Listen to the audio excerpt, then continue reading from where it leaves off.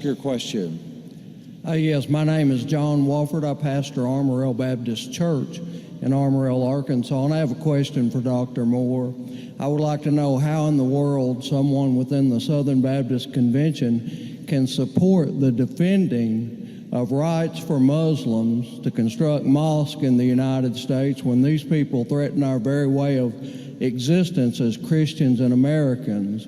They are murdering Christians, beheading Christians, imprisoning Christians all over the world. Do you actually believe that if Jesus Christ were here today that he would support this and that he would stand up and say, well, let us protect the rights of those Baal worshipers to erect temples to Baal? Do you believe that, Dr. Moore? You know, sometimes we have to deal with questions that are really complicated, and we have to spend a lot of time thinking them through and not sure exactly what the final result was going to be. Sometimes we have really hard decisions to make. This isn't one of those things. What it means to be a Baptist is to support soul freedom for everybody.